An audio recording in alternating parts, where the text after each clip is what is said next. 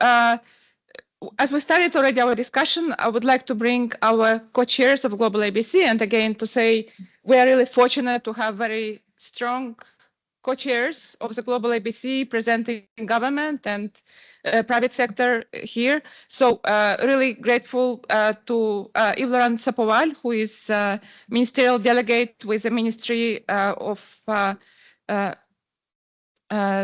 Ecological Transition, and also French Urban Envoy, and also Roland Hunziker, who is a Built Environment Director at the World Business Council for Sustainable Development, here on the stage and gives a keynote to frame the discussion during these days. Yves-Laurent, maybe you go first. Oh. Yes. Good morning. Guten Morgen. And thank you very much for this wonderful place and for this occasion to see each other again. I missed the forum last year, so for me it's almost 2 years being in a GlobalABC meeting. So it's very nice to be here with many of you. I'm Roland Hunziker and I'm the director at the WBCSD for our built environment work. The World Business Council for Sustainable Development, we are a global member-led association with 250 global companies collaborating with us on all topics sustainability. And our specific focus is on climate, nature, and tackling inequality. So all our member companies need to have policies and actions in place.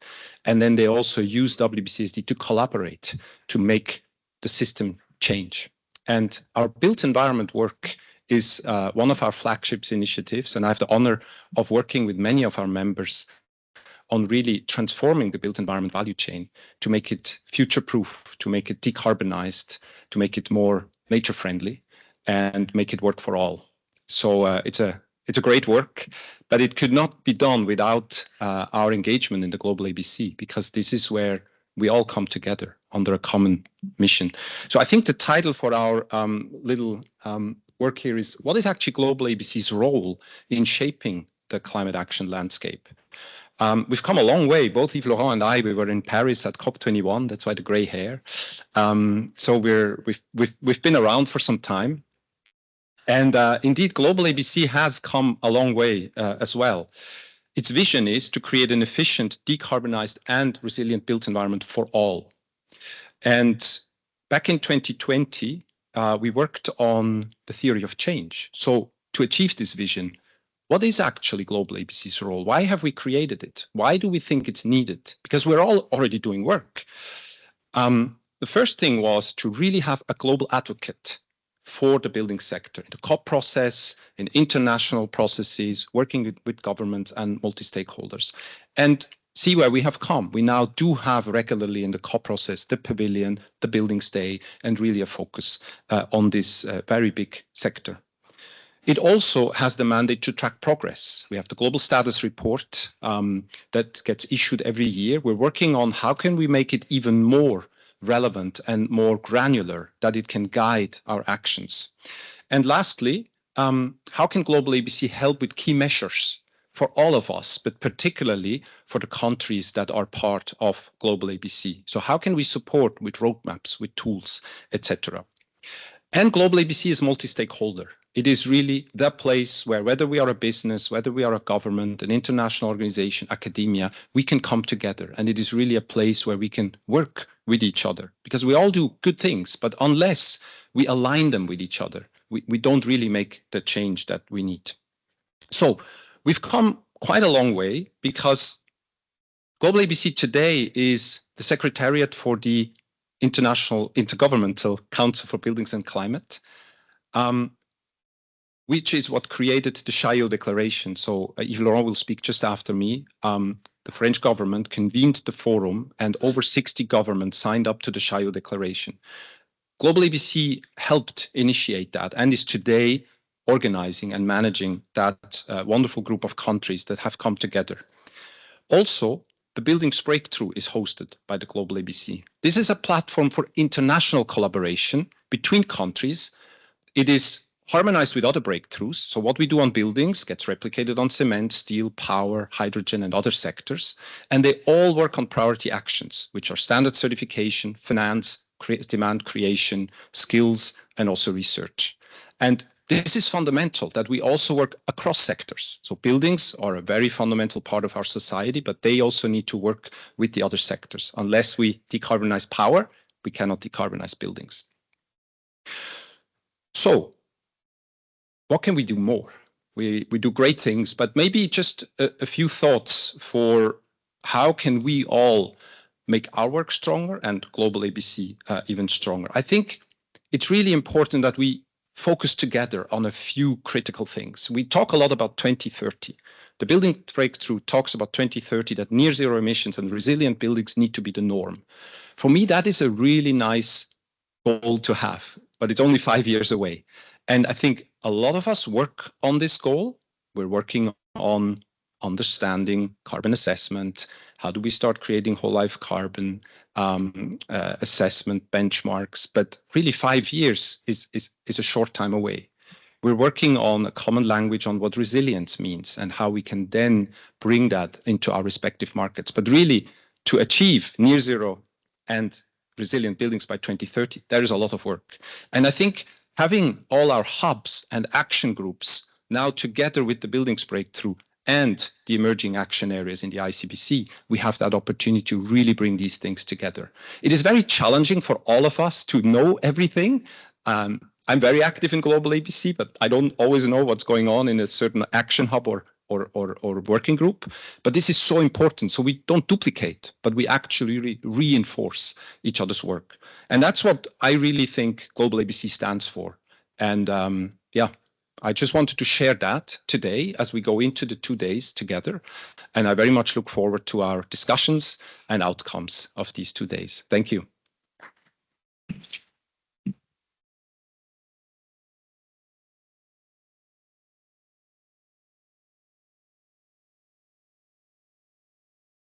I'm very lucky to have a co-chair like that. I mean, he says everything and then I say the rest. He's calm as I'm nervous, and that's incredible. Now, I think there's 180 people registered, physically registered here. It's incredible. I remember we were with Régis here. Can give an applause for Régis because he's the one working for it. He's the real guy. We were in a small room at before COP21, and people ask us, "Will it fly? Okay, we can launch your alliance, but is it going to fly?" Then, and of course, we were wondering at the moment if it would fly. This was the word at the moment. Will it fly? It doesn't fly. It works. It builds. It plows. I don't know how you call that in English, but it's doing things. It's certainly not flying somewhere. It is really useful, I guess. And we have the PIB. I see Anna. We have the global status report. We have roadmaps. We have more NDCs mentioning building than ever, more and more concretely. And we have the Déclaration de Chaillot. Come back to that. We have the buildings breakthrough. We have the buildings pavilion at COP, and we now have a recognition at COP that nobody goes to COP without knowing that building exists, which was not the case before. Come back to the Déclaration de Chaillot afterwards, but I just want you to... Chaillot, it might seem very uneasy to pronounce, but you can try Chai and then O, okay? Because I see some people have trouble. It's a lot more easy to pronounce that the buildings breakthrough for... Okay? So try that. You can try on your own for the non-French speakers. So really, we have this common home now. And this is our common home. And I want to thank each and all of you for this, because this stands on you, not on me, not on, even if we owe a lot to UNEP for its constant work of Jonathan and Gulnara and all the team. So we've been doing this. We need to go further, and I think Roland specified we'll have time to discuss how to go further. We need to be maybe more result oriented, maybe certainly more inclusive. Oops, sorry for the word.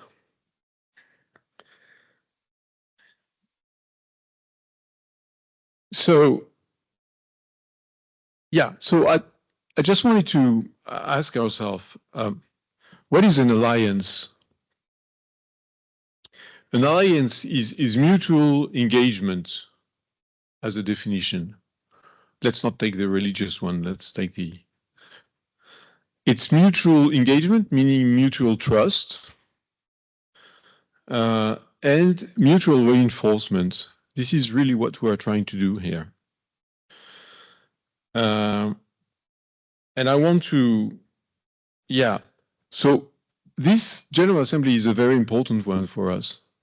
It's not only because there's lots of people in the room, but because we really want it to be a success, and success will depend on you. Success to us is each of you going back home, knowing where we are collectively going together, and just determined to participate and to work for it. Failure is you go back home and you say, I didn't mention that. I didn't ask this question. This point is not clear. We are going to spend 2 days together. So 2 days together is long enough to ask all the questions and to come back home really convinced that we are going to do something together that will be useful. And this is, in this world, I think this is a chance that we shouldn't miss. So I want you just to take a moment and to have a look around you. Around, not me. Okay. Can you? Okay. Okay. This success is not something you owe to UNEP or to the co-chairs, or you owe to, I don't know, some governments or something like that. This success is something that you owe to the guy, the guy in a global and girl, or how to say now, to the person beside you, or the person that is sat beside the person beside you, or the person that is sat beside the person beside you. This is success. This will be success, and this is something you collectively owe to each and one of the person in the room, not to us. Now, this looks like very hippie thing, and Boy Scouts. It is not. We all will benefit from our collective success.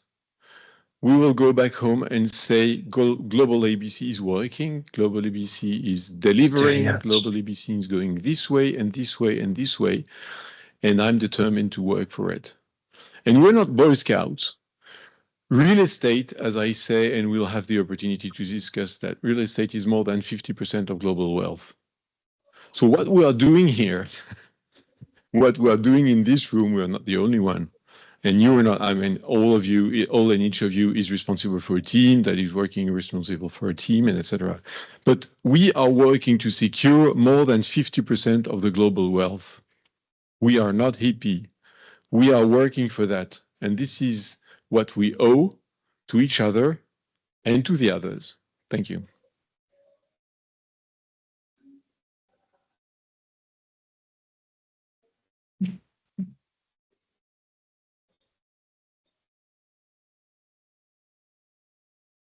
Thank you so much. Thank you so much for the inspiring presentation by the co-chairs. And again, thank you for your leadership. With